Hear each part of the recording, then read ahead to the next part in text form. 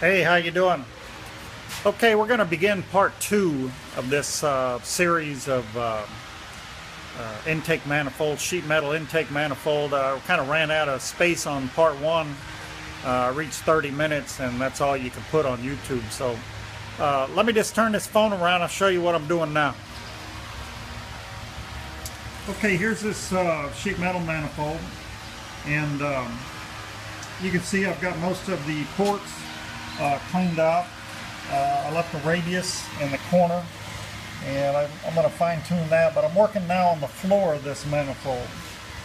And you know, you're looking down from the top. Air comes in, of course, from the carburetor from the top, and it comes down and it hits the floor of this manifold. And what I want to do is, I'm going to hold this down here. You can see that I've kind of built it up a little bit to the bottom of the ports, but I made myself a template. You see that template? And I'm going to fine-tune. I made a real nice scribe there with a Sharpie pen, and I'm going to, can you see it? There you go. I'm going to file that to that radius and make an even radius. And here's what I'm going to do. I'm going to mix up some more epoxy, and what I'm going to do is I'm going to spread it. I've kind of cut this template so that it ends up right about where the port begins. You see on each side there on the corners. And I'm going to fill this epoxy so that I'm making a ramp. When air and fuel come in through the carburetor, coming straight down at a high rate of speed, I want it to hit that ramp. And I want that ramp to be contoured so that it evenly distributes fuel. I'm gonna build this. I'm gonna mix up a bunch of epoxy. I'm gonna put it down on the floor, and then I'm going to spread it along the floor so that it follows that contour, because I want air to hit the top of that ramp and direct the flow of air into the port. That's what I want. Now, is that the right thing to do? I don't know, but if I were air and I wanted to get into this port right here at a high rate of speed without any major turbulence, that's what I would want to do. I'd want to know what direction do I have to take to accomplish that. And I'm just going to spread it all along here, and it's going to be a mound of epoxy on the base of this manifold all the way to the very end. And it'll follow that ramp into those ports. And that's how I'm going to do it. After I get it mixed up, I can't mix it all up and hold this phone, but I'll show it to you in the video when I get it all done. Okay, so that's what I'm doing. I made a template, and there it is. And I'm going to spread the epoxy along the floor of this manifold so that it ramps the air and fuel mixture into each port. It's going to follow that ramp, and you'll see. All right, here we are. I want to show you the ramp that I built in the bottom of this manifold that I'm working on. And you can see I've done most of the porting and left a radius. I don't know of any way to turn on this.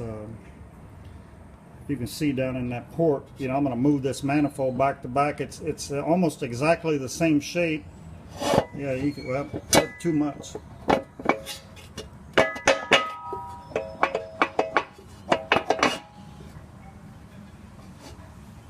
You can see, now you see I'm going to move this manifold back. You're looking at the head, and then as I move it back, it forms that really tight radius.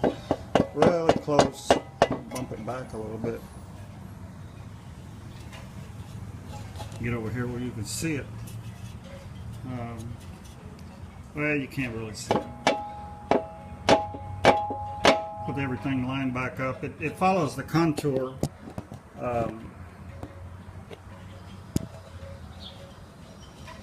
of that cylinder head port.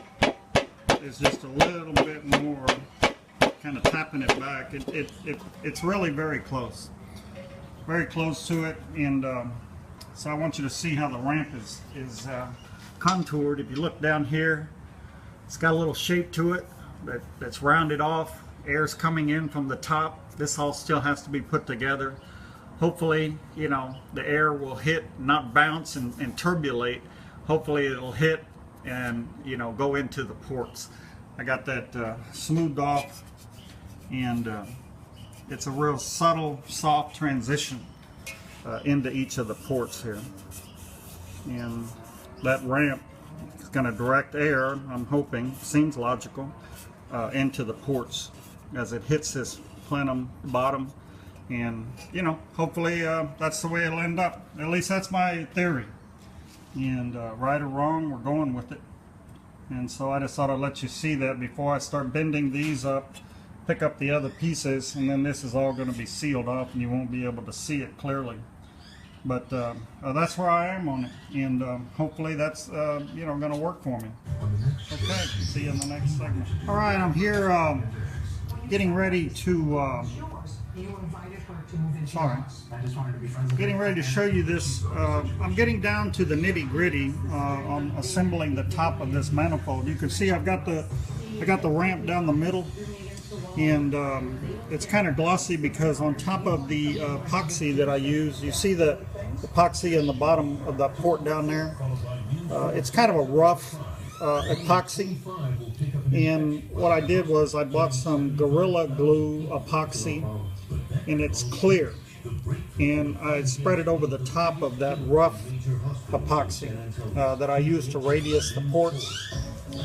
And the reason I did that is because I don't want that epoxy absorbing the fuel and gasoline and air that might be coming down the port. I don't want it building up or swelling up or possibly expanding. So I'm coating it with Gorilla Glue clear epoxy. And but anyway, the thing I want to show you right now is I'm fine-tuning these ports. I don't know if this camera's going to be able to cooperate. I want you to see down this port. I'm blending the Manifold Runners to the point where that's a little better, where it meets the cylinder head. And you can see that black line down there. That's protruding out. There, right there. The manifold runner comes down, and there's a subtle little standout where it meets the cylinder head. That's the point where the manifold flange bolts to the cylinder head. And see, here's another one over here. I haven't worked on it yet. It's much more pronounced. It's sticking out into the pathway, and kind of you can see it like right there for sure. I've worked on all of these other ones, and I'm blending them so that the transition from air and fuel out of the manifold into the port, there is no obstruction. And if you can think for just a minute, the way I place my logic, and I don't think this is really anything that's scientific. I mean, everybody understands stuff like this. You got air and fuel that's rushing through the manifold, going down to the cylinder head, getting ready to enter the chamber, the combustion chamber, once the intake valve opens. And the trick on this kind of stuff with high RPM is high velocity. You want high velocity of air and fuel going, you know, down an unobstructed path. And the way I place my logic is simply like this. Imagine that you are the air-fuel mixture. Okay, you're at the water park, and you climb up the ladder to go on the slide that's a tube, and it's just big tube. You've seen videos of it, or maybe you've been on it. In this big tube, it's got water going, and you're traveling along with the water. You're going through this tube.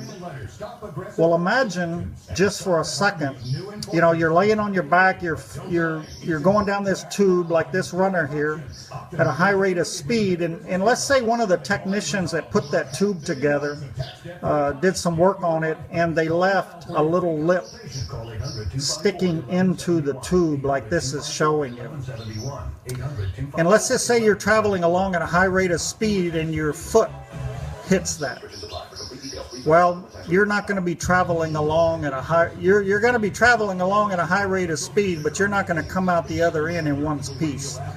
Because I guarantee you, you're hauling ass down that tube and your foot hits a little lip that's sticking into the tube, like that right there, it's not going to be a smooth transition any longer. You're going to be upside down, backwards, sideways, who knows what. But that's my theory. I'm getting rid of all of this that's obstructing this airflow, because it only makes sense to me, and I'm sure this is the correct logic, that you want no turbulence at all. You want that air to be happily going in and happily coming out. And the only way to do that, similar to the water park, is to have no obstruction where anybody hits anything. So that's my logic. That's what I'm doing. And as soon as all of that is finished, I'm going to start welding the top of this thing all together, because right now it is very easy for me to work on this thing. See, there's a little one down this port right here, and can't get this foamed up, but you can see it on the right hand side over there. There's a little obstruction, and I'm getting rid of all of that. Some of them I've already worked on that were in the way, much more predominant than I really wanted to see, but most all of them are done. And once I start to weld the top, I'm picking up the pieces for the top. Yeah, a lot of them are done. It's just almost ready. And then I'm going to coat those rough epoxy with the Gorilla Glue Clear. And I'm throwing in a little roughness to it, because I don't want it slicky clear. I want it to have some roughness to it, but I don't want to soak that epoxy with fuel. I don't want to take a chance on it swelling up and cracking and breaking loose and falling down that port. So it's all going to be slicked out like this right here. And here's what I'm using. This is Gorilla Glue. It's upside down because that's the way it sits on the shelf, but it's a two-part clear, and you squeeze it out, you mix it up, and then I just spread it on top of that rough stuff. Okay, so I got all the bolt holes in it. I got everything bolted down tight like it's going to be, so now I can work on these ports. And I'm going to get rid of that little lip, because I don't want any turbulence at all. I want air and fuel to be moving, and I don't want it to get upside down in that port.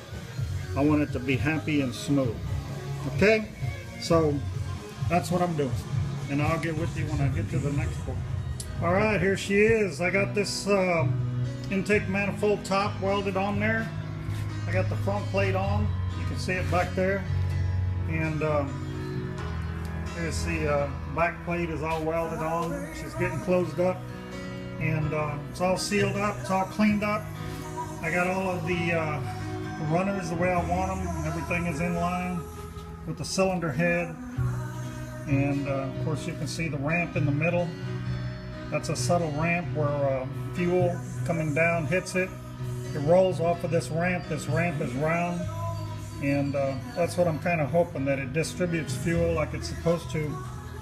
But what I'm picking up now is the top for the Quadrajet, and once I get that, I'm probably going to get a piece of phenolic to go between here and the top piece. You can look over here. Somewhere down the road, it's possible I might run a Dominator. But for right now, I'm just going to get this thing. This will be, the top will be similar to this one.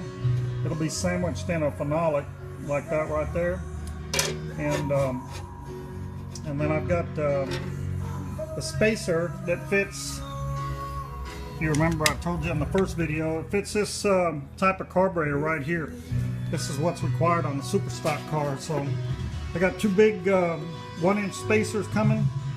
So this is just a base plate, of course, but it's going to be sitting up here like this, and I can take this whole thing over here to the car and make sure my throttle linkage is going to work.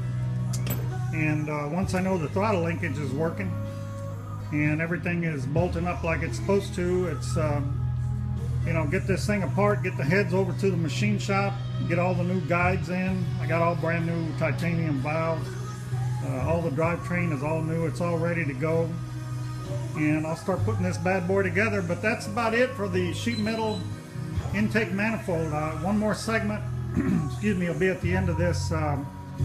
little short video, and then you'll see how the whole top piece comes together. I'll get the carburetor sitting on it, make sure everything works clear and clears. And you know, I'll probably I'll put something on here for a return spring, you know, pull the throttle cable back, things like that. All the fuel lines will be over here off on the car, so we don't have to worry about that. But this whole deal was, I couldn't find anybody building a sheet metal manifold. If you've ever wanted to do it, now you see how I did it, and I'm very happy with it, and I'm hoping that it performs well. And if it does, then hallelujah. If it doesn't, well, you know, at least we learn. We live and learn. I'll figure out what's the matter, but I have a pretty good feeling about it. All it's got to do is just flow that air, and this guy's got to reach about 9,200 RPM, where that's the power band, and if that happens, then we'll be in business. Y'all take care. All right, I got the rest of the pieces for the top of the manifold in. You can see them right there. And I got the two 1-inch spacers for the Quadrajet carburetor.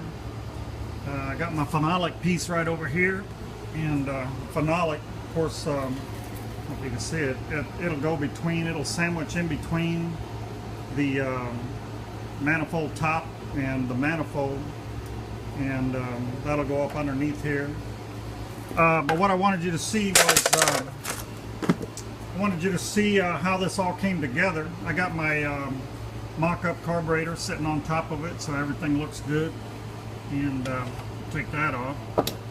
I got the base plate. I took the butterflies out of the base plate so that I could make sure that the holes, everything that was you know, drilled out and cut out, matches up properly. This is going to sit up here like this, and once it's all bolted down, I got to put the carburetor stud bungs on the bottom so I can have some carburetor studs. But you can see down in there, it's going to look just perfect. And so that's the top. That's what the top looks like. And I have my Quadrajet guy. I do a lot of CAD designing for people, and I, you know, of course, made all these pieces. I haven't welded it all together yet. These are all just pieces. It's all little pieces, and you can see once you put it on the ground, it doesn't look like much. But those are all the little pieces that are necessary to put this together. And then you got the top, and I got some nut certs right there. And the nut certs, of course, are going to go in these. It's going to go on the manifold side. The bolt that holds this all together will go through the phenolic. I got to drill the holes in the phenolic by hand, because the Quadrajet it fractures. Once it starts trying to drill a small hole, it'll fracture the material, and then you'll have it cracked. So once I sandwich it all together, put it in the drill press and zero out everything and drill these holes. I'll punch these nut certs into the manifold. It's these things right here, and you know, they got threads in them.